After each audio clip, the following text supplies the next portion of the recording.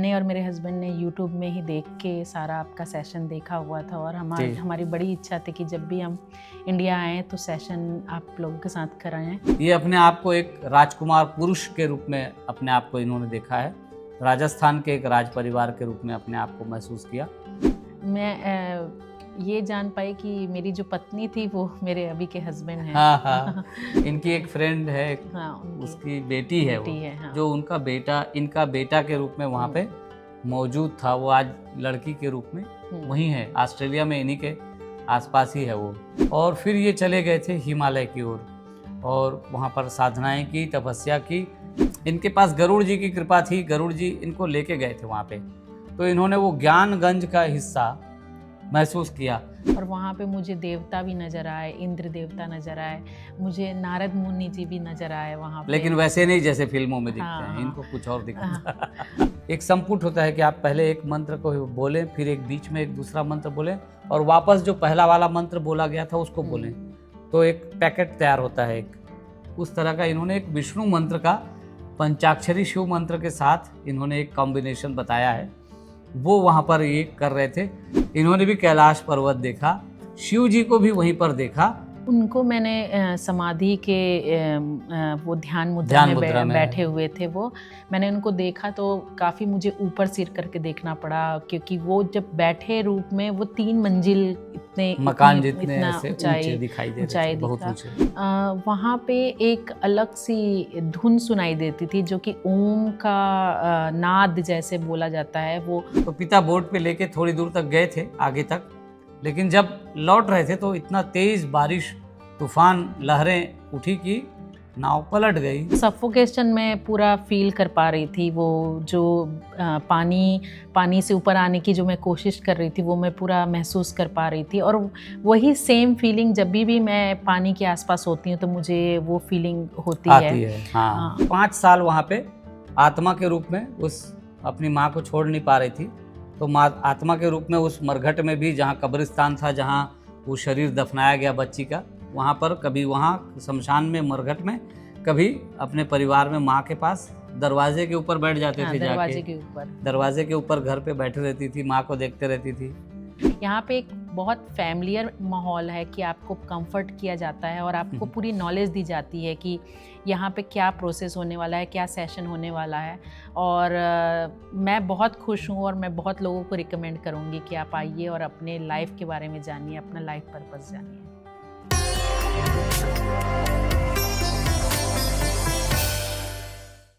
नमस्कार मित्रों, आप सभी का एक बार फिर से स्वागत है। मैं हूं संजय शर्मा और आप देख रहे हैं द मॉन्क। और अभी हमारे साथ हमारे खास गेस्ट हैं, ऑस्ट्रेलिया से आए हैं। नाम बताना है क्या? हाँ। कि चेहरा छुपाना है? नहीं, ठीक है। हाँ। तो ये हैं अंजू देवांगन जी, ऑस्ट्रेलिया से आई हैं। वैसे खुद भी हीलर हैं। क्या क्या आपका परिचय आप दीजिएगा जब आपका समय आएगा।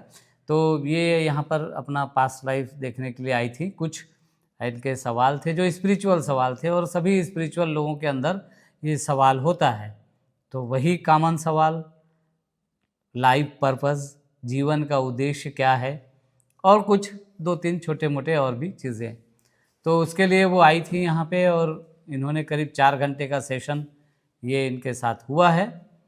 और आपका स्वागत है अंजू जी। कैसा लगा आपको ये पूरा सेशन, और क्या आपके अंदर मन में था, इसको लेके बताएं थोड़ा सा। पहले तो मैंने और मेरे हस्बैंड ने यूट्यूब में ही देख के सारा आपका सेशन देखा हुआ था और हमारी बड़ी इच्छा थी कि जब भी हम इंडिया आएँ तो सेशन आप लोगों के साथ कराएं। और ये जो प्रोसेस था बहुत ही स्मूथ प्रोसेस था, क्योंकि हमें कंफर्ट दिया गया कि 1 घंटे हमारे साथ 2 घंटे करीब बातचीत की गई। करीब 2 घंटे बातचीत की थी। तो वो टाइम का मुझे पता नहीं चला, लेकिन वो इतना कंफर्ट किया गया कि जब हम जब प्रॉपर सेशन में गए तो हम बहुत लाइट महसूस कर रहे थे, बहुत ही एक फैमिली जैसा माहौल महसूस कर रहे थे। और सेशन ओवरऑल मैं बहुत लाइट फील कर रही हूँ, और ज़्यादा मन में अभी कोई थॉट प्रोसेस नहीं आ रहा है। एक बोलते हैं विचार शून्य है, उस तरह की फीलिंग के साथ मैं अभी बैठी हुई हूँ यहाँ पे। देखिए, विचार शून्य होने के लिए ना साधक लोग कितनी मेहनत करते हैं, कितना ध्यान करना पड़ता होगा, कितना क्या क्या करना पड़ता होगा ना। हाँ हाँ लेकिन यहाँ पे देखिए कैसे आप थॉटलेस हो जाते हैं, हाँ। विचार शून्यता की स्थिति आ जाती है। और हम लोग इसको जो है ध्यान में भी गति देने के लिए इसका उपयोग इसीलिए करते हैं, क्योंकि ये ध्यान में गति भी देता है और बहुत तेज़ गति देता है। यानी जो साधना ध्यान में अगर कोई साल भर 2 साल 3 साल करता है तो जहाँ पहुँचता है वहाँ 1-2 सेशन में इससे हासिल किया जा सकता है, वो अलग बात हो जाएगी। खैर, तो अंजू के सवाल आपने सुन लिए, उनकी क्या इच्छा थी, किस तरह की चीज़ें थी, लाइफ पर्पस मेन था इनको जानना। और एक और सवाल था आपके अंदर एक था कि मुझे पानी से डर क्यों लगता है। हाँ, पानी से इनको डर लगता था, तो अभी भी लगता रहा है, मतलब अब नहीं लगेगा। तो वो हम लोग सेशन में इनको लेके गए और पूर्व जन्म में ये अच्छे सन्यासी साधक और एक राजकुमार, ये इनकी पहचान रही। राजस्थान में रहे, शरद इनका नाम था, घर पे भी शरद नाम था। और जब ये सन्यासी हो गए थे तब भी इनको शरद ऋषि के रूप में लोग जानते थे, लोग इनको याद करते थे। और एक तरह से काफ़ी इनका नाम उस इलाके में, हिमालय के इलाके में हो गया था। अच्छा, ये सामान्य रूप से कहानी मैं पहले बोल दूं आपकी, कि ये जो है एक सामान्य रूप से जैसा एक राजकुमार होता है उस राजकुमार की तरह इनका जीवन चला। 3 साल की उम्र में माँ इनको छोड़ के चली गई थी।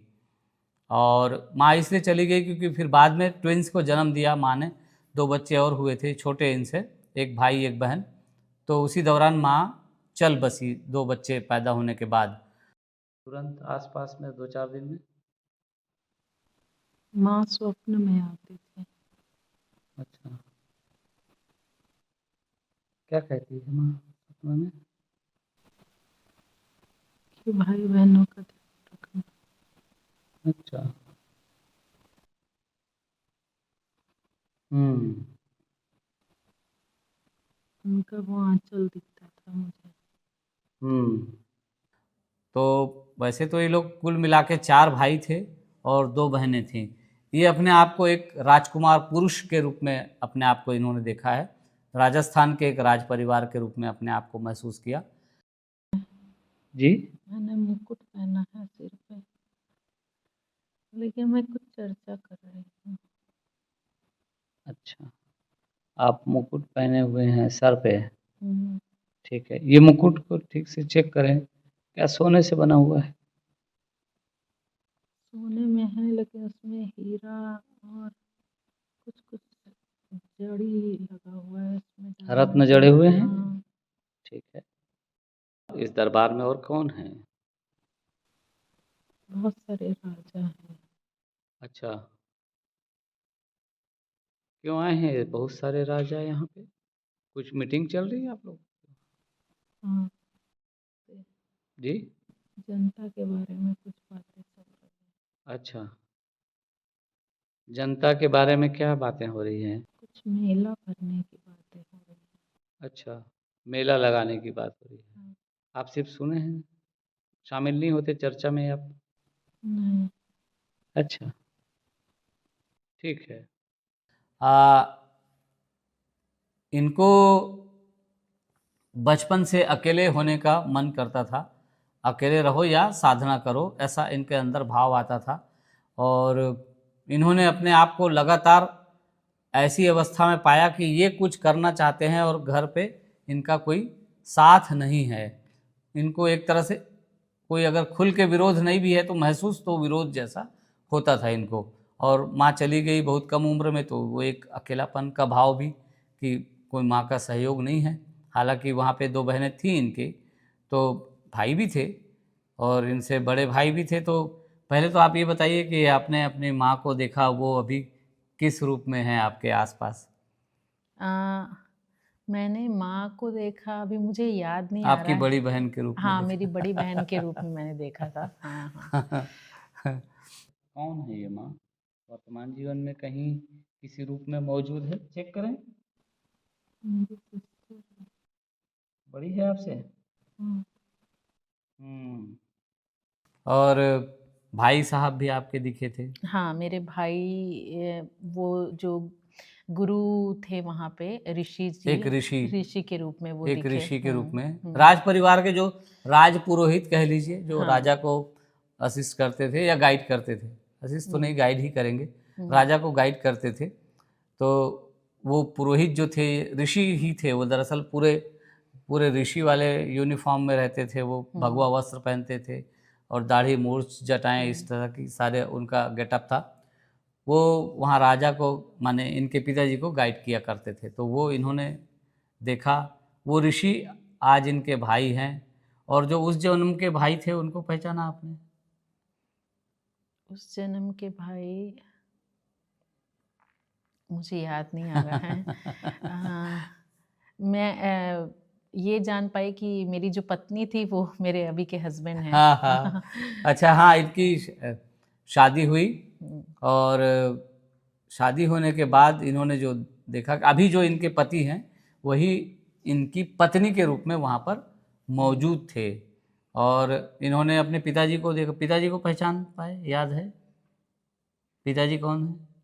पिताजी, पिताजी अभी के पिताजी हैं। हाँ, हाँ, अभी के पिताजी हैं। जी, जी। तो इस तरह से इन्होंने देखा। और सिस्टर, एक कजिन सिस्टर है क्या? हाँ, कज़िन सिस्टर एक दिखी उसमें। है हाँ, ना? हाँ। और आपका बेटा कौन है? अ, आपका बेटा जो वहाँ पर हुआ था? हाँ, वो बेटा मेरा मेरे यहाँ चाइल्ड केयर में एक बच्ची आती है, वो मुझे दिखी। हाँ वो मायरा के नाम से। हाँ, वो इनकी दिखे। एक फ्रेंड है, हाँ, उनकी उसकी बेटी है वो, बेटी है। हाँ। जो उनका बेटा, इनका बेटा के रूप में वहाँ पे मौजूद था। वो आज लड़की के रूप में वहीं है, ऑस्ट्रेलिया में, इन्हीं के आसपास ही है वो। ठीक है, तो इस तरह से इन्होंने अपना परिवार देखा, राज परिवार देखा, एक महल देखा, ठीक ठाक महल था इनका, अच्छा खासा। हाँ, बताइए महल के बारे में। महल पूरा स्वर्ण का दिख रहा है। ठीक है। और वो दाई माँ लोगों को चिल्ला रही है कि मेरे पुत्र को ठीक से खाना दो।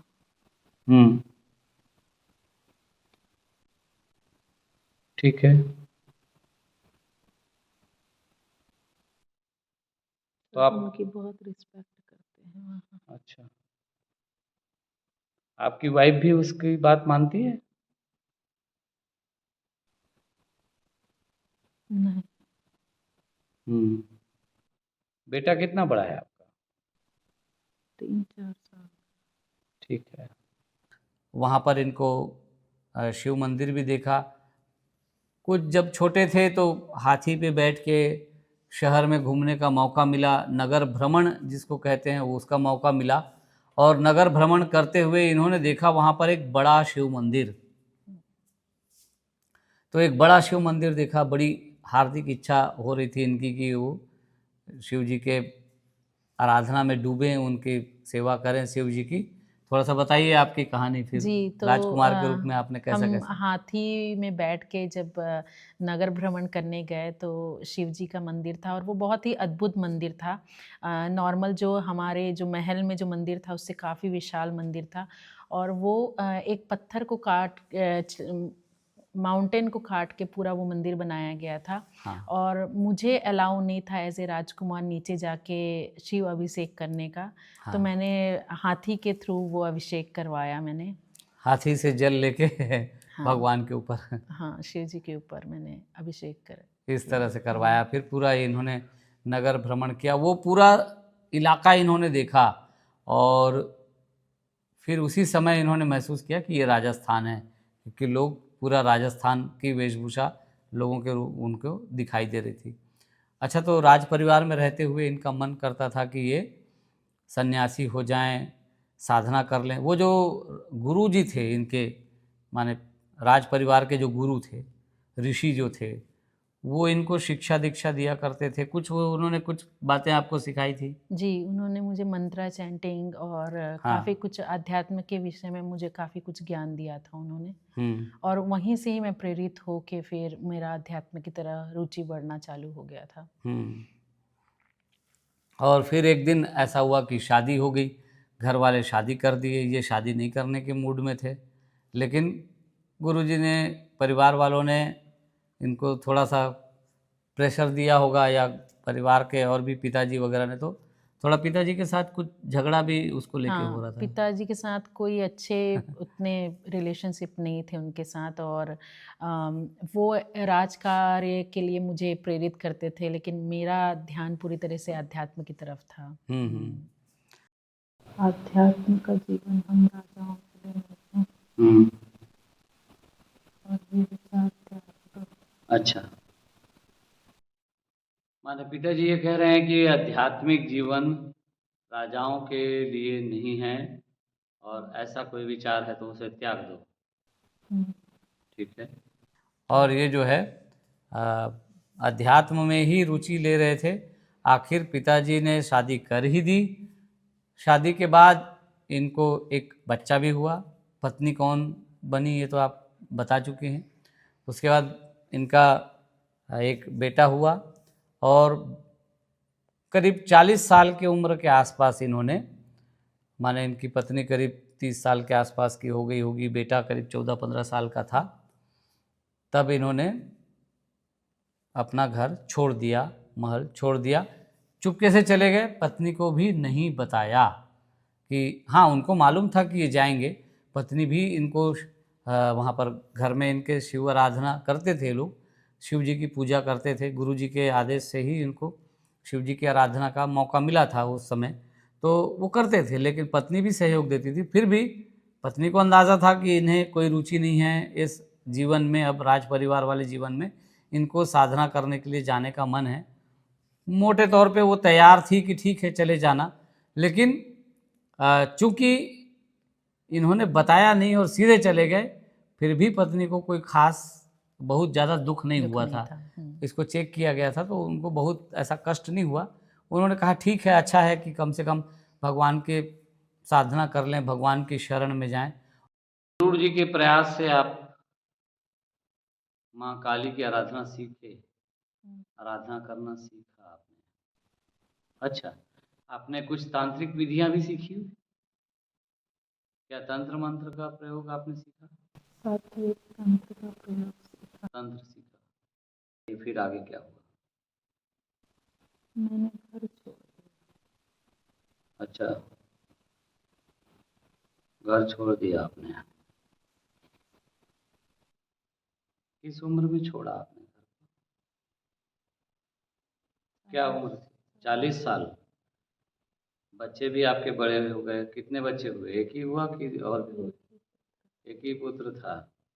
और फिर ये चले गए थे हिमालय की ओर, और वहाँ पर साधनाएं की, तपस्या की। करीब 15 साल वो पहाड़ों पे रहे। कैलाश पर्वत तक गए। कैलाश पर्वत में भी जाके वहाँ पर भी साधनाएं की, वहाँ पर भी तपस्या की।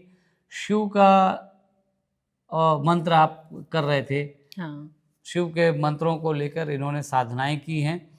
कुछ एक कॉम्बिनेशन इन्होंने एक अजीब तरह का देखा, जिसको एक तंत्र की भाषा में या मंत्र की भाषा में कह लीजिए संपुट कहा जाता है, जो हमने रिग्रेशन के दौरान महसूस किया। इनका एक संपुट होता है कि आप पहले एक मंत्र को बोलें, फिर एक बीच में एक दूसरा मंत्र बोलें, और वापस जो पहला वाला मंत्र बोला गया था उसको बोलें, तो एक पैकेट तैयार होता है। एक उस तरह का इन्होंने एक विष्णु मंत्र का पंचाक्षरी शिव मंत्र के साथ इन्होंने एक कॉम्बिनेशन बताया है, वो वहाँ पर ये कर रहे थे। और शरीर छोड़ते समय वही मंत्र इन्होंने इस्तेमाल किया था, बैठकर शरीर छोड़ने के लिए। तो एक विष्णु का मंत्र, शिव का मंत्र, फिर विष्णु का मंत्र, इस तरह का एक कॉम्बिनेशन इन्होंने बनाया था। और वो खुद बनाया था कि कोई ऋषि मुनियों ने दिया था वो मंत्र उस तरह से वो मुझे कॉम्बिनेशन? जो एक गरुड़ जी जो मुझे आते थे उन्होंने ही मुझे दिया हुआ था। हाँ, हाँ, उन्होंने बताया हाँ, था। वो उन्होंने मुझे बताया था। अच्छा, ये पूरे समय ना, जब ये 6-7 साल की उम्र के थे तब से लेकर शरीर छोड़ने तक इन्होंने महसूस किया, देखा, गरुड़ जी इनको दिखाई देते थे। एक बड़ा पक्षी, बहुत बड़ा पक्षी इनको दिखाई देता था। वो इनसे मानसिक रूप से संदेश आदान प्रदान भी होता था। ये उनको गरुड़ जी रूप में याद करती हैं, देखती हैं, गरुड़ जी करके बताती हैं कि गरुड़ जी से बात हो रही है। गरुड़ जी, अच्छा गरुड़ जी ये है तो शिव के भक्त, लेकिन गरुड़ जी बीच में आए थे, अब इष्ट देव के रूप में उन्होंने महसूस किया है कि गरुड़ जी इनके मार्गदर्शक के रूप में यहाँ पर हमेशा मौजूद रहे, और इस जीवन में भी गरुड़ जी इनके माने उनकी ऊर्जा इनके साथ है, कि ये इन्होंने महसूस किया है उसको। सबसे पहले मैंने गरुड़ जी को 6 साल की उम्र में देखा और मुझे यकीन नहीं हुआ। फिर वो हर बार मुझे दिखने लगे। किस साइज में देखा? बहुत बड़े विशालकाय दिखते थे वो। मैं गरुड़ के साथ ही हूँ। ठीक है, बहुत बढ़िया। और और आप? ये कैलाश पर्वत पे लेके जा रहा है मुझे। अच्छा। अब गरुड़ के साथ हैं और वो आपको कैलाश जी की ओर ले जा रहा है। ठीक है। तो गरुड़ जी के सहयोग से इन्होंने वो मंत्र जाना और उस मंत्र का इस्तेमाल किया शरीर छोड़ने के लिए। शंकर जी के दर्शन भी किए। अच्छा देखिए, अब लोग आते हैं, अलग अलग तरह के चीज़ें बताते हैं। कैलाश पर्वत देखने वाले यहाँ पर 1-2-3 लोग तो आ चुके हैं, अब ये अगला है, माने चौथा कह लीजिए, अगर 3 वो हो गए हैं तो इन्होंने भी कैलाश पर्वत देखा, शिव जी को भी वहीं पर देखा। बाकी लोगों की तुलना में इनके शिव जी का जो रंग रूप देखा इन्होंने, ये थोड़ा अलग है। थोड़ा सा बताइए ना, कैसा आपने देखा था? तो उनको मैंने समाधि के वो ध्यान मुद्रा ध्यान में मुद्रा में बैठे है। हुए थे वो। वहाँ पे मैंने नंदी जी को देखा और वो मुझे कह रहे थे कि ज़्यादा टाइम नहीं है तुम्हारे पास। वो मानसिक रूप से बात कर रहे थे। वहाँ पे मुझे गढ़ नज़र आए और बहुत ज़्यादा सिक्योरिटी थी वहाँ पे। और जब मैंने उनको देखा तो काफ़ी मुझे ऊपर सिर करके देखना पड़ा, क्योंकि वो जब बैठे रूप में वो 3 मंजिल मकान जितने इतना ऐसे ऊंचे दिखाई दे रहे थे, बहुत दिखा। ऊंचे। यानी हमें उनको ऐसे ऊपर देखने की भी इजाज़त नहीं थी, यानी हमें उनके पैरों तक ही उनके दर्शन करने थे। तो मैंने उस रूप में उनको एक ब्लू कलर के शिव जी के रूप में मैंने उनको देखा। नीला कलर नीला। इन्होंने देखा। हो सकता है जब इन्होंने देखा था, जिस समय इन्होंने देखा था, उस समय शिव जी उस रूप में मौजूद रहे हों, क्योंकि जब जिस रूप में जो मौजूद रहेगा उसको उसी रूप में वो व्यक्ति देखेगा जो वहाँ पे मौजूद है। तो जब ये वहाँ गए थे कैलाश पे, हो सकता है उस दिन, उस घड़ी, उस क्षण, उस पल, उस समय कोई ऐसी बात हुई हो कि शिव जी थोड़े ऊंचे हुए हों, ऊंचाई पे दिखे हों। कहना मुश्किल है कि देवता कब किस रूप में नजर आएंगे। किसी खास वजह से भी वो खास रूप धर सकते हैं ना। कोई खास व्यक्ति आ रहा है तो इसको कैसे दिखना है, कोई दूसरा व्यक्ति आ रहा है तो उसको कैसे दिखना है, ये भी उनके लिए बहुत आसान है, वो कर सकते हैं। तो हो सकता है कि हो सकता है यही उसका असली स्वरूप हो शिव का, या हो सकता है कि जो अन्य लोगों ने जैसा बताया कि शिव जी माने इतने ऊंचे तो नहीं दिखे हैं लोगों को, ऊंचे थे लेकिन ऐसे 3 मंजिल ऊंचे तो नहीं दिखे थे, तो इनको दिखा है। तो ठीक है, एक भगवान का एक रूप था वो। और कैलाश पर्वत पे इन्होंने अपना शरीर छोड़ा। गरुड़ जी ने मुझे एक जगह में बैठने के लिए बोला और ध्यान करने के लिए बोला। और मैंने पंचाक्षरी मंत्र का जाप किया, ओम नमः शिवाय। 1 वर्ष बाद मुझे वो फिर दोबारा लेके गए और मुझे बहुत बड़े शिव जी के दर्शन हुए। इसमें बता सकते हैं कि ये कितने बड़े दिख रहे हैं? दरअसल ये 3 मंजिल बिल्डिंग में बड़ी है। अच्छा। और ध्यान में लगना। अच्छा, बैठने के बाद 3 मंजिल बिल्डिंग जैसा दिख रहे हैं? जो आप कह रहे हैं नंदी जी, उसके बारे में थोड़ा बताइए। उनका आधा शरीर नंदी का है, आधा मनुष्य का है। मनुष्य का आधा मतलब नीचे से मनुष्य है कि ऊपर से नीचे मनुष्य? से मनुष्य है, ऊपर से नंदी है।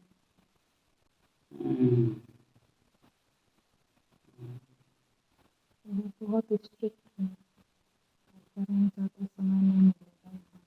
शिव जी से कोई बात, किसी तरह का कोई संवाद आपका हुआ है कि आपने सिर्फ दर्शन किए बैठे हुए उनके? मानसिक बात हुई। मानसिक बात भी की है आपने? अच्छा, क्या बात की मानसिक रूप से आपने उनसे? उन्होंने मुझे पुष्प दिया। अच्छा, शिव जी ने पुष्प दिया आपको? हाँ, क्या कहा? जो मेरे से प्रसन्न है। हम्म, हम्म। ये जो फूल दिया वो काहे का फूल था? सफेद था, नीला था, पीला था, कैसा था? ये सफेद फूल है। पहाड़ पे छोड़ा, कहाँ छोड़ा आपने? कैलाश कैलाश पर्वत पर जाके आपने शरीर छोड़ा है। अच्छा, एक बहुत इंटरेस्टिंग चीज इन्होंने देखी यहाँ पे। आपको याद है कि आपने इस सेशन में सबसे इंटरेस्टिंग पार्ट क्या था आपका? वो जो एक जगह थी वहाँ पे दूसरे लोग उसको देख नहीं पाते थे और वो गुप्त जगह थी, हाँ। जैसे हम्म, वहाँ पे सारे मानसिक रूप से बातें करते थे, वहाँ सब लोग तपस्या कर रहे हैं और वहाँ पे मुझे देवता भी नज़र आए, इंद्र देवता नज़र आए, मुझे नारद मुनि जी भी नज़र आए वहाँ पे। लेकिन वैसे नहीं जैसे फिल्मों में दिखते हाँ हैं, हाँ। इनको कुछ और दिखा अ, था। अ, बताएंगे अभी, हाँ हाँ, आगे। तो वो नारद मुनि जी भी मुझे दिखे हाँ। और लोगों ने, मैंने देखा कि बहुत लोग आराधना कर रहे हैं और वो बहुत गुप्त जगह है, वो नॉर्मल लोगों के लिए वो जगह नहीं, विजिबल ही नहीं है वो जगह। दरअसल आध्यात्मिक जगत में जो लोग साधना करते हैं, ध्यान साधना में हैं, आध्यात्मिक लोग हैं, हमारे आध्यात्मिक जगत में एक नाम लिया जाता है, उसका नाम लिया जाता है ज्ञानगंज। एक सांगरीला घाटी बोल के भी बोलते हैं वो, उधर के भाषा में, तिब्बती भाषा में ज्ञानगंज नाम से हमारे इधर नाम लिया जाता है। और कहा जाता है कि हिमालय में एक क्षेत्र ऐसा है जो इनविजिबल है, दिखाई नहीं देता वो क्षेत्र।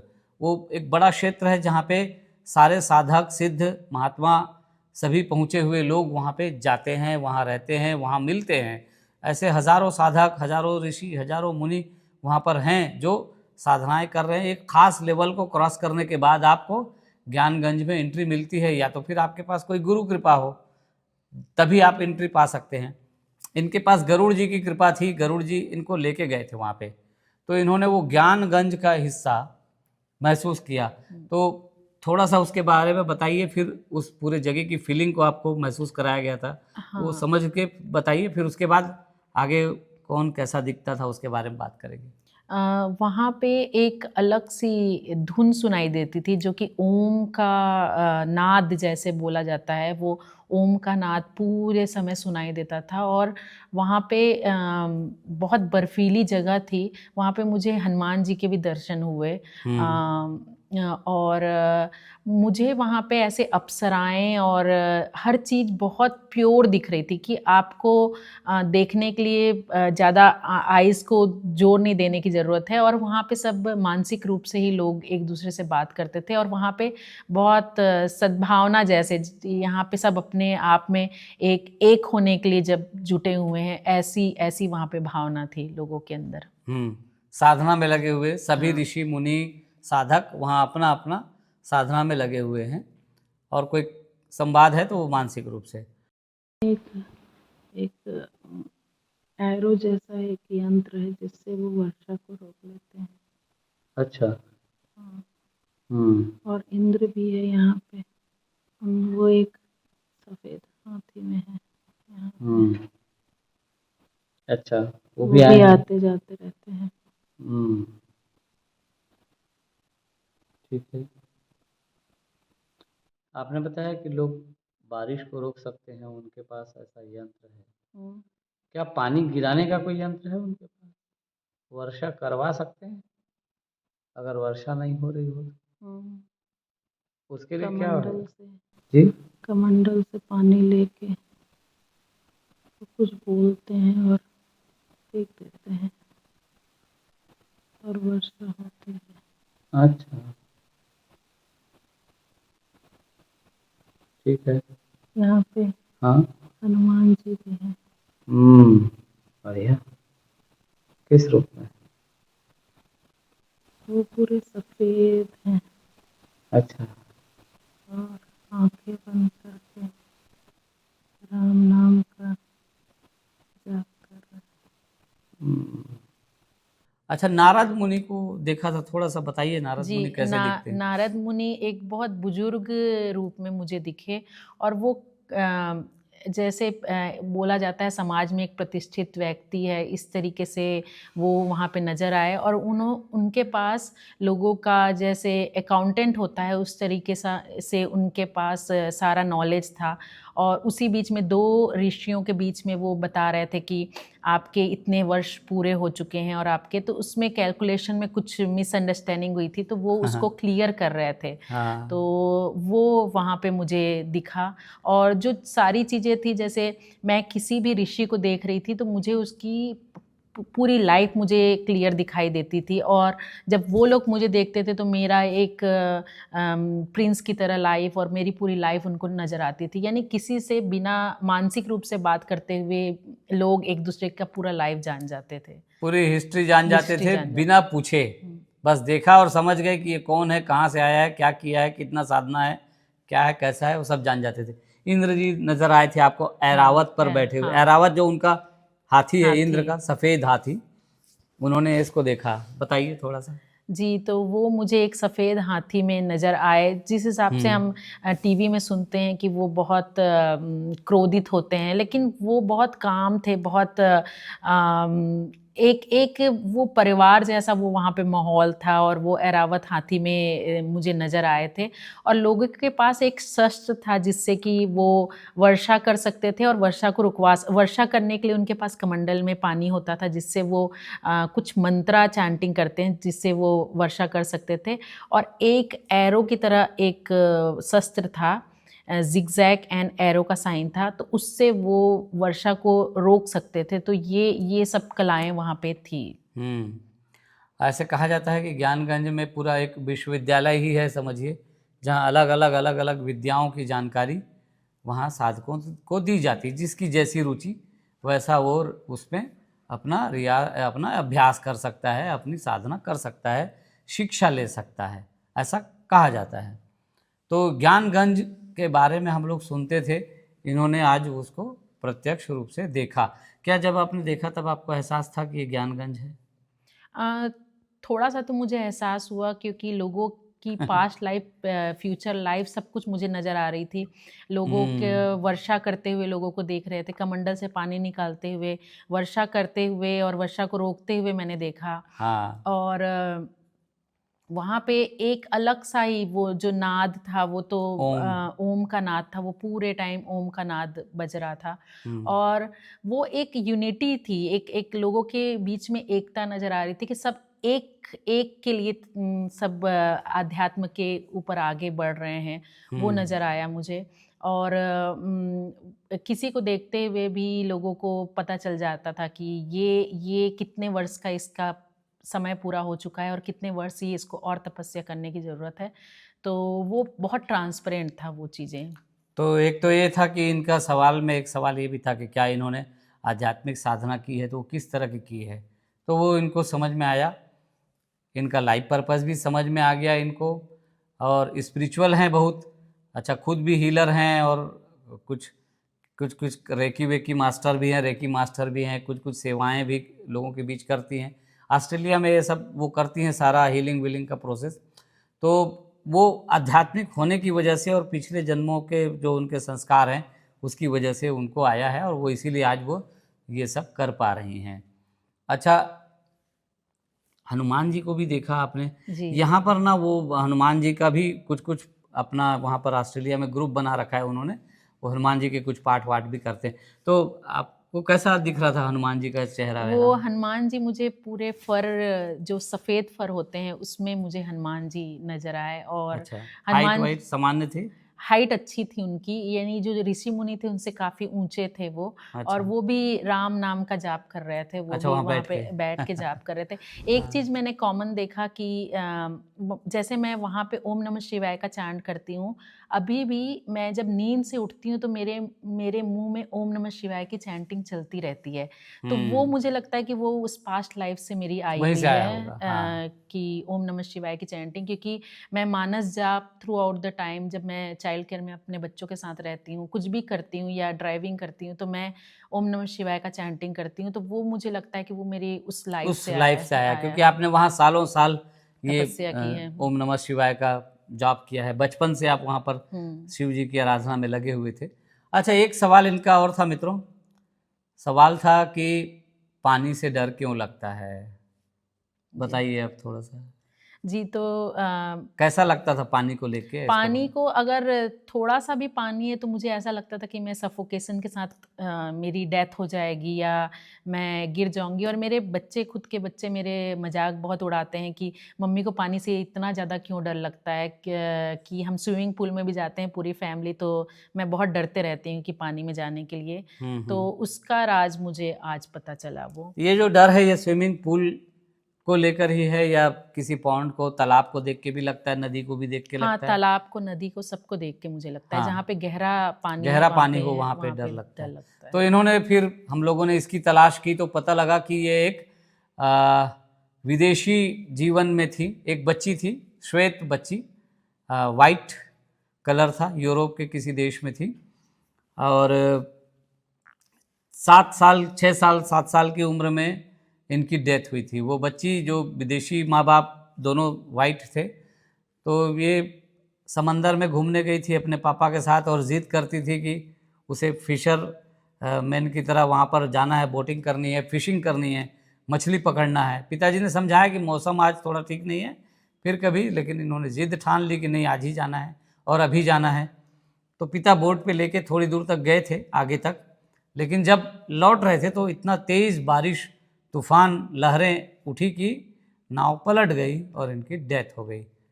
कुछ बोलना चाहेंगे उस जी, जीवन के तो बारे वो में? सफोकेशन मैं पूरा फ़ील कर पा रही थी। वो जो पानी से ऊपर आने की जो मैं कोशिश कर रही थी, वो मैं पूरा महसूस कर पा रही थी। और वही सेम फीलिंग जब भी मैं पानी के आसपास होती हूँ तो मुझे वो फीलिंग होती है। आती है, हाँ। हाँ, तो वो मैंने बहुत अपने तरफ से कोशिश की बाहर निकलने की, लेकिन बाद में अचानक से मेरी बॉडी लाइट लगने लग गई, तो मुझे समझ में आ गया कि मैंने अपना शरीर शरीर छोड़ छोड़ दिया दिया है। करके। माँ भी वाइट है? ये मछुआरों वालों के घर घर दिख रहा है उनका। अच्छा, आप मछुआरे की बेटी थी, वाइट थी लेकिन, ठीक है, मछुआरों की बस्ती है ये। माँ को देखो, ठीक है। आगे क्या हुआ? आपने बारिश के बावजूद बोट पे बैठ गई हो? हम्म, अच्छा, यही 7 8 साल की उम्र है आपकी, 6 7 साल की? हाँ, ठीक है, आगे क्या हुआ बताएं। हम आगे जा रहे हैं हम्म और बोट हिल रही है तो मैं हंस रही हूँ। बोट किस लिए हिल रही है? लहर? लहर तेज है, अच्छा।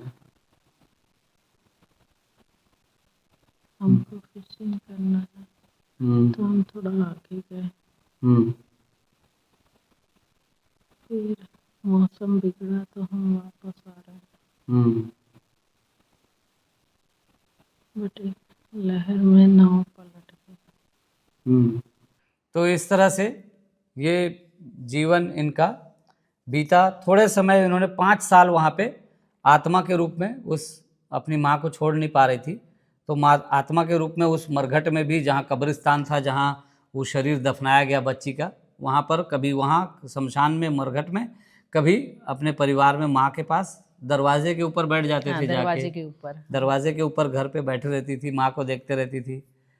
कभी कब्रिस्तान में बैठती थी, कभी बच्चे पार्क में खेला करते थे तो वहाँ जाती थी। इस तरह से 5 साल ये रही, एक आत्मा के रूप में वहाँ भटकती रही। बाद में इनकी माँ ने ही प्रेयर किया, माँ को एहसास था कि बच्ची यहीं कहीं घूम रही है, तो फिर माँ ने प्रेयर करना शुरू किया। अब उस समय चूँकि क्रिश्चियन थे, क्रिश्चियन फैमिली थी, तो मदर मैरी और जीसस से प्रार्थना उनकी चलती थी माँ की कि किसी तरह बच्ची को मुक्ति दो, तो बच्ची को मुक्ति मिल गई और आज ये बैठी है यहाँ पे। फिर ये मम्मी पापा से मिलते हुए फिर आप वापस कब्रिस्तान में चले जाते थे? वहाँ कहाँ रहते थे? कब्रिस्तान में एक सीमेंट का बना हुआ था, वहाँ पे मैं बैठती थी। वहीं बैठे रहते थे? अच्छा, ठीक। किसी से मुलाकात होती थी वहाँ, दिन या रात, किसी समय? मुझे बच्चों को देख के खुशी होती थी। वहाँ बच्चे थे बहुत सारे? वहाँ नज़दीक पार्क था। पार्क में बच्चे खेलते थे,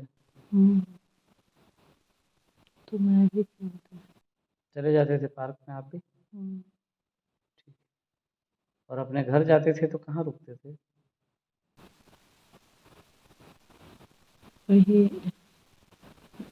डोर के ऊपर। दरवाजे के ऊपर बैठ जाते थे? हम्म, अच्छा, प्रेयर करती थी आपकी? हाँ, क्या प्रेयर करती थी? जीसस से प्रेयर करते थे क्या? कि मेरी सोल सही जगह पहुंच जाए। अच्छा, आज इस वीडियो को यहीं समाप्त करते हैं। इनको आपको कैसा लगा, एक लास्ट इनका कमेंट लेते हैं, फिर इसको वीडियो को बंद करेंगे।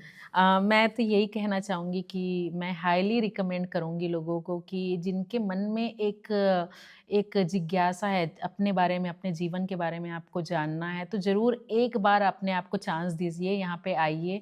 यहाँ पे एक बहुत फैमिलियर माहौल है कि आपको कंफर्ट किया जाता है और आपको पूरी नॉलेज दी जाती है कि यहाँ पे क्या प्रोसेस होने वाला है, क्या सेशन होने वाला है।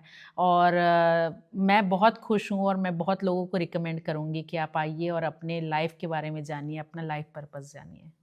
और सेशन आपका कैसा रहा एक अनुभव के सेशन रूप मुझे में? लगा कि 40-45 मिनट तक का था, लेकिन बाद में मुझे पता चला कि ये 4 आवर का सेशन था ये, तो वो काफ़ी रोचक है ये। शरीर के स्तर पे? शरीर के स्तर पे मैं बहुत लाइट महसूस कर रही हूँ। थॉट मुझे कुछ भी नहीं आ रहे हैं अभी। हाँ। बॉडी इतनी लाइट मैंने कभी आज तक महसूस नहीं की है, तो वो मुझे काफ़ी अच्छा लग रहा है। और गहरा आराम आराम घटता है आराम इसमें। लग रहा है। हाँ। तो मित्रों, अंजू की कहानी यहीं पर समाप्त करते हैं। अंजू यहाँ आई है और सेशन लिया, इसके लिए आपका बहुत धन्यवाद। और आप सबसे वही निवेदन फिर से कि वीडियो को लाइक करना है, शेयर करना है, सब्सक्राइब करना है और हाँ, कमेंट भी करते रहना है, ठीक है? तो फिर मिलते हैं आगे किसी वीडियो में। नमस्कार, धन्यवाद।